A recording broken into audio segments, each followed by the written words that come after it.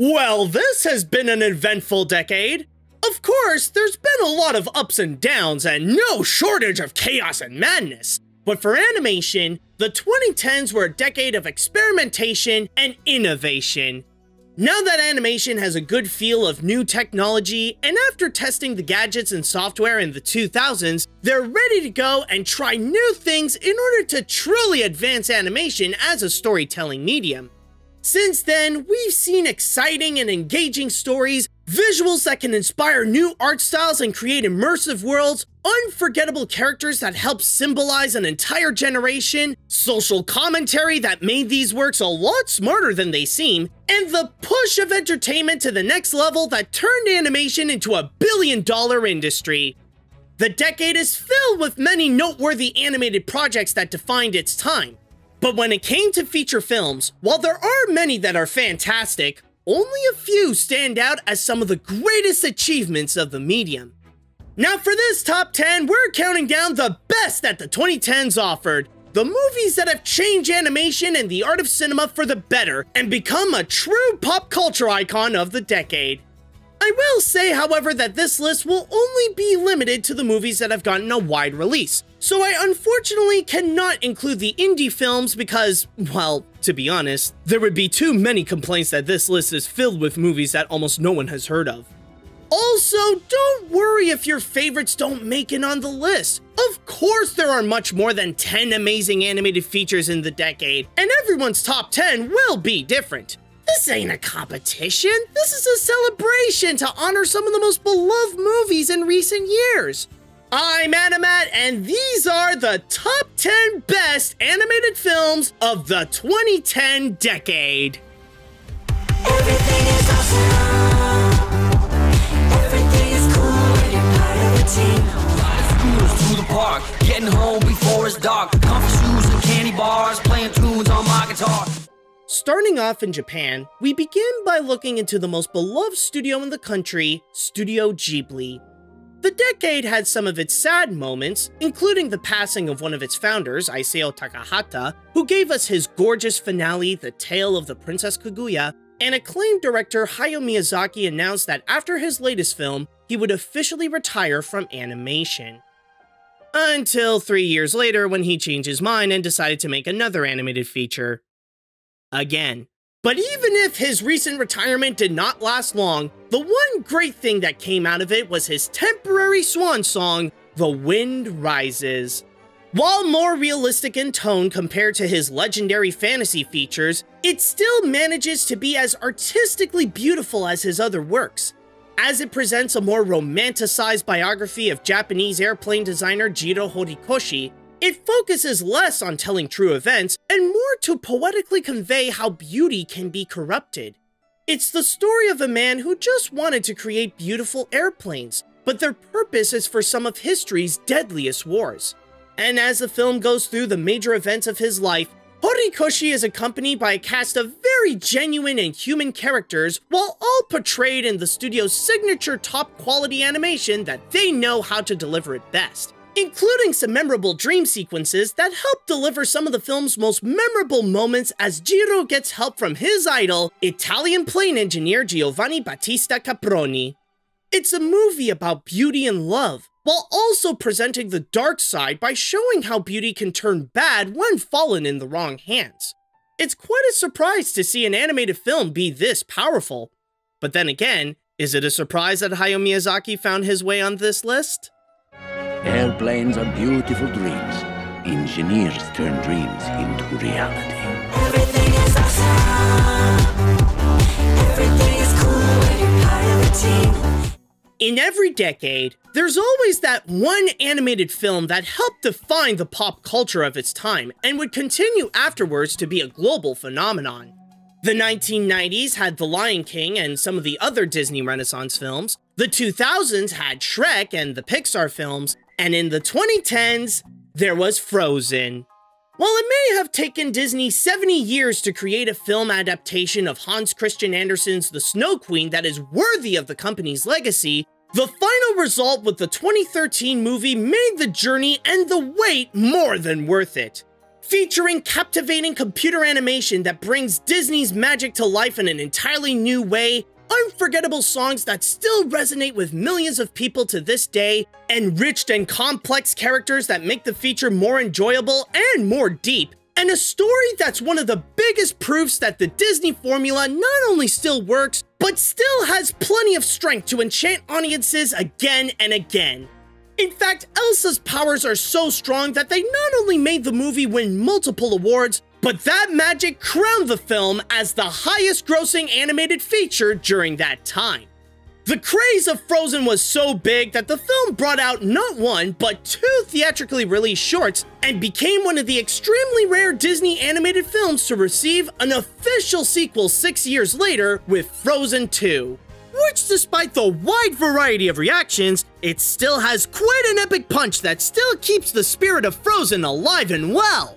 But regardless of all the little follow-ups that happen in Arendelle, even if it was made as recently as the 2010s, Frozen has already made its mark in pop culture as a timeless Disney classic. The cold never bothered me anyway. Everything is awesome. Everything is cool when you're part of a team. I may have stated in the start that technology has greatly evolved, but when it comes to motion capture, that's a bit of another story. Well, yes, there have been many times in recent films where mocap was used beautifully, but I mean more in animated features that mainly uses it as its medium. The results can, well, let's just say there's a reason why you don't see much mocap animated films anymore. But with every bad example, there's always a good one to show how it can be done right. And in this case, it's The Adventures of Tintin. Based on the popular comic series by Hergé, the film is a combination of many filmmaking legends all coming together to collaborate on this exciting journey. It has Steven Spielberg directing, Peter Jackson producing, John Williams composing, Edgar Wright was a part of the writing team, and not to mention a very talented all-star cast. The result turned 3 of the original books into one of Spielberg's most epic adventures since Raiders of the Lost Ark, with a highly engaging story, lots of creative action, memorable characters that add so much fun into the picture, and animation that perfectly blends realism with the classic Hergé designs. I'm serious when I say that the visuals are so good that it's possibly the only animated film where I find myself forgetting that it's even animated in the first place. Technically, the idea of a realistic animated Tintin movie might sound impossible to pull off, especially with the crazy moments and the cartoony design in the comics. But the movie managed to beat the odds by not only making it all work, but also to end up creating one of the greatest adventures in an animated film. How's your thirst for adventure, Captain? Unquenchable, Tintin. Everything is awesome. Everything is cool when you're part of a team. While the decade may have been dominated by CGI, the art of stop motion still stayed strong by bringing out its own feature films, even if their performance at the box office got progressively worse and worse. The ones from the 2010s may not have reached that renowned status from the decade prior like Chicken Run, Coraline, or Fantastic Mr. Fox, but they do offer some strong entertainment on their own, and a few stand out as a highlight of their respective year. But there is one that achieved much more than that. Not only being one of the best animated films of the decade, but also one of the best stop-motion animated features ever made. Even for a company as praised as Laika, it's gonna be tough for them to top what they have done with Kubo and the Two Strings. More than any other movie on this list, this is all about the power of storytelling. Not only Kubo himself is a great storyteller with the legend of Hanzo, but also the film itself feels like an entire Japanese folklore, filled with intense action, heartfelt moments about family, and magic that gives the feature a massive creative boost. Along Kubo's journey, he encounters all sorts of characters and monsters that come with their own surprises that either aid him or try to take him down, all told with some of the most innovative use of stop-motion animation. In fact, the animation was so revolutionary that it became the second animated feature in history to get an Oscar nomination for Best Visual Effects, with the first being The Nightmare Before Christmas. If that's not a major indicator of this film's great accomplishments, then I don't know what is. But for its admirable originality and amazing execution, it results in one of Laika's greatest stories they've ever told. Claim your birthright, Kubo. Give this story a happy ending. Everything is awesome. Everything is cool when you're part of a team. What's great about animated films is that they don't just transport audiences to fantasy worlds, but they're also a powerful tool to prominently present the art and culture of different countries. What better way to educate others to be more inclusive than to get them invested in a great story? In the 2010s, Mexico coincidentally had a couple of animated features highlighting their culture themed to the holiday Dia de los Muertos. First, there was The Book of Life, which became a highly artistic fan favorite, and then a few years later, Pixar stepped up their game and released Coco, a feature-length love letter to Mexico that turns their traditions, art, and music into an emotionally engaging adventure that very few films have this kind of power. As it presents Mexican culture with its gorgeous and endlessly colorful animation, it follows the journey of Miguel, as his love for music also shows him the importance of family, provided by the help of a large and talented cast of characters that make the story fun, exciting, and packed with a lot of heart and unexpected twists and turns. And what's funny is that, while almost all animated films are family-friendly, it's rare to find a movie like this that's actually about family. Something that everyone can watch and walk out feeling more appreciative of each other and their ancestors that are no longer among the living. Coco adds a bit of Mexican spice to add flavor to this by showing how they honor their loved ones with the meaning of Dia de los Muertos and the concept of the ofrenda. This is how Coco accelerates from many of the rest, with a love for the country and the love of family to create one of the most heartfelt animated features that is worth remembering. Welcome back, amigos. Anything to declare? As a matter of fact, yes. Hola. Everything is awesome. Everything is cool when you're part of a team. With a best list like this, as much as many are rooting for their favorite high-profile features to get a spot, you can never walk out of these without highlighting at least one movie that's often been overlooked by the crowd. The one that is often considered to be the underdog, the hidden gem, possibly the most underrated animated feature of the decade. On this list, some could say Tintin is one of them, but I'm sure that many have forgotten about Anomalisa. The one time that it ever had its 15 minutes of fame was during the awards season, where it was prominently nominated everywhere for Best Animated Feature, but only won some small awards and ended up being left forgotten since. A tragic fate for the kind of film this is, because when watching it, it presents why it deserves so much more respect. Sure, it may not have the same speed or charisma as other mainstream films, but what makes the movie so gripping is its dark sense of reality. There have been tons of movies about love, but this one is about the complete opposite. The lack of love and the portrayal of loneliness. A tale of a man whom, despite having everything, feels like he has nothing, and needs an escape from his own life to feel like he can live again. While a very down-to-earth kind of feature, it does take advantage of the stop-motion animation that's as very well created as the ones by Laika and Aardman, along with presenting very human and deep characters to present the somber emotions that are in all of us. While many animated features try to escape the dark side of reality as much as possible, this one makes itself unique by embracing it, resulting in a fascinating animated feature in a haunting kind of way. I mean, you have to give it credit. There isn't many films like this that present loneliness in such a beautiful way. I think you're extraordinary. Why? I don't know yet. It's just obvious to me that you are. Everything is awesome.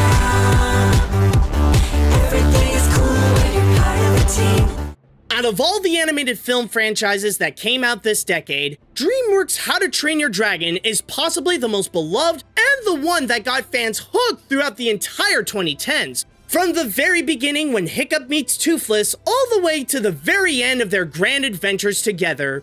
But among all the great tales of dragons and Vikings, Which one is the best? Is it the first story of the one that started the bond between the two groups, or the finale that ended the franchise on a very strong note? Actually, I'd say neither, because the best one can be found right in the middle with How to Train Your Dragon 2. One of the very rare sequels that set the bar even higher than what was established by the already beloved predecessor and expanded its own world to become even more immersive and make the movie a lot more impactful. The film made the characters a lot more mature and have them carry the film series' most heartfelt moments. The story takes advantage of the franchise's strongest assets to be about the world building and the dragons, and all this presented with some awe-inspiring animation that delivers both the highly intense action with the large amount of dragons in battle and the tenderly emotional scenes. It knew exactly what people loved in the first film and put in all the effort to boost all those elements along with improving its old flaws in order to deliver an unforgettable experience that both fans and newcomers will always treasure.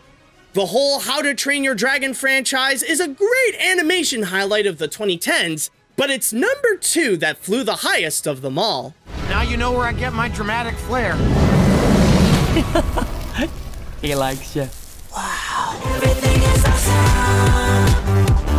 Everything is cool when you're part of a team. At the start of the decade, audiences were presented with a nostalgic grand finale of one of the greatest animated film franchises of all time, Toy Story 3. A perfectly timed feature where the kids that grew up with the first 2 films have now grown with Andy to see Woody and Buzz's new adventures where they mistakenly get donated to a daycare. As the toys supply the film with some great comedy and exhilarating animation, on top of some surprisingly intense moments, it also delivers some deep and tear-jerking times as it explores a lot more into the concept of a toy with how they're treated in a daycare and what happens to them when their original owners grow up. It ended on what many people consider to be a perfect ending after crying their eyes out. So much so that it made history by being the first ever animated feature to make $1 billion at the box office and get an Oscar nomination for Best Picture. Afterwards, the world felt very satisfied with what Pixar had created and unanimously proclaimed Toy Story as the best animated trilogy. That is until the end of the decade when they released one more movie with Toy Story 4. Many were doubtful, frustrated even, that they would continue after the third. But when the latest edition had its chance to prove its worth, it managed to do what many say to be impossible and present why there's more to tell after Toy Story 3. Not only does it keep the same emotional power, but it also greatly expands the secret world of toys, adding new memorable characters along with an update on Bo, and continuing the long and complex character arc of Woody. Now, while both are fantastic, there is one question that remains.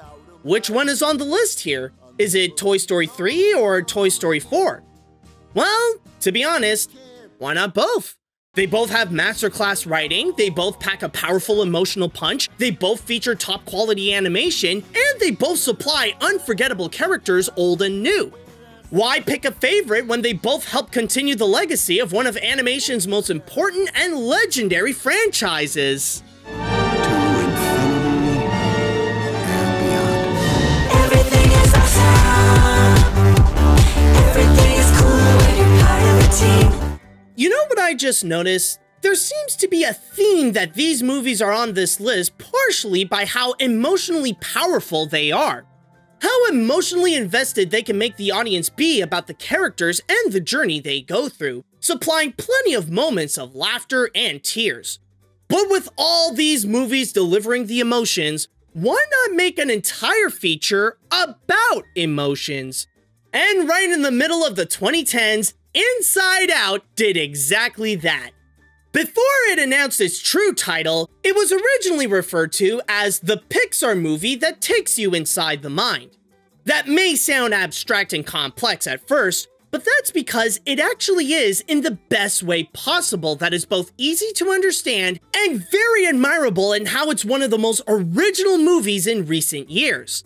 As it takes place in the mind of a young girl moving into a new environment, It is completely enriched with clever ideas on how the mind functions in an enjoyably creative way, a story that presents a psychological shift as this fun-filled adventure starring two opposite emotions working together, characters that are a brilliant personified representation of human emotions, and an extraordinary achievement with the animation that balances the ordinary realistic world and the colorful and cartoony world in Riley's mind that takes the imagination to a whole new level.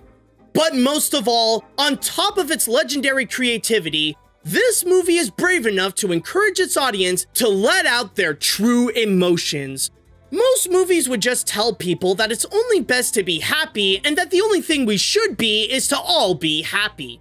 Inside Out, on the other hand, explains that while it's great to have joy, it is also great to blow off some steam when you're angry, get grossed out when you're disgusted, be scared when you're afraid, and most importantly, that it's perfectly fine to be sad and have a moment to cry. It is a movie that not only proves that originality and creativity in filmmaking is alive and well, but it also helps us understand ourselves and our thoughts so that we can grow to become better.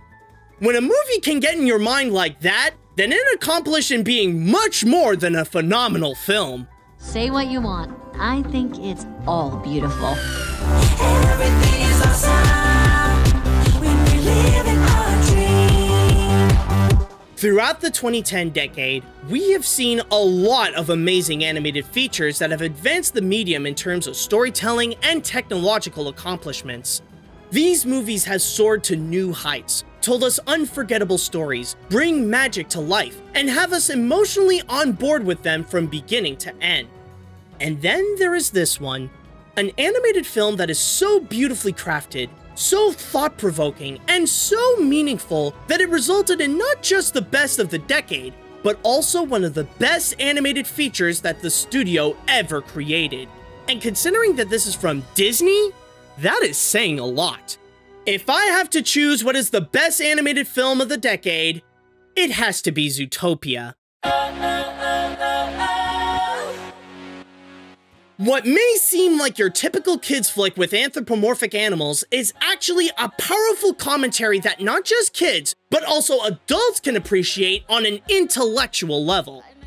Of course, as a movie, it is wonderfully well made with excellent writing that provides a highly engaging story filled with good twists and enjoyable comedy, an entire city filled with memorable characters, some suspense and action to keep the engagement with this film strong, and not to mention the beautiful animation that made Zootopia itself feel larger than life and let out the most of its creativity with all the different mammals who inhabit there. But what truly makes Zootopia one of Disney's greatest achievements is something that possibly none other mainstream animated film would ever have the courage to do. This movie got political. The feature's best accomplishment is its message against discrimination and bigotry. To take a stand and call out the hate and prejudice that's corrupting our culture that's standing in the way of a more educated, peaceful, and progressive future. Even if it was released just before this brand of hate enveloped the end of the decade, in a way, this movie is ahead of its time for calling out nationalism, calling out Trump and the GOP, calling out the Brexit movement, and calling out all forms of far-right extremism that wants to replace democracy with segregation and ignorance. During that time, many people acted cowardly in front of this and not only tried to hide from it, but also tried to silence the voices that called them out with comments like, "Stop talking about politics." But like anyone should, Zootopia ignores those comments and speak out in the hopes that people can listen and contribute to make the world become a better place. As much as we love for more great animated films, we should have more animated films to be political, to be brave by taking on serious issues and have audiences leave with not just some enjoyment, but also something to think about. This is a revolutionary feature that goes beyond what the common animated movie can do. And for being Disney's most contemporary and thought-provoking feature, Zootopia is the best animated film of the 2010 decade. But as the 2010s come to an end, it should be viewed more as a new beginning. With all the inspirational films that we've gotten recently, who knows what animators and filmmakers can go even further with what they can achieve? With new stories, new risks, and new styles on the horizon, I look forward to see what new amazing animated films await us. Try everything. I know some will say that it'll be tough to top what was done in the 2010s, but then again, that's what people said in the last decade.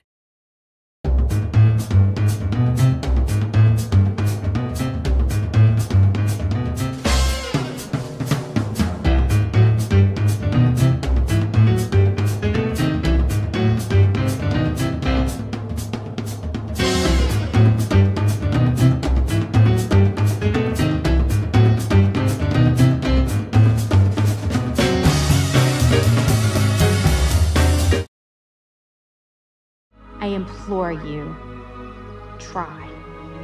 Try to make the world a better place.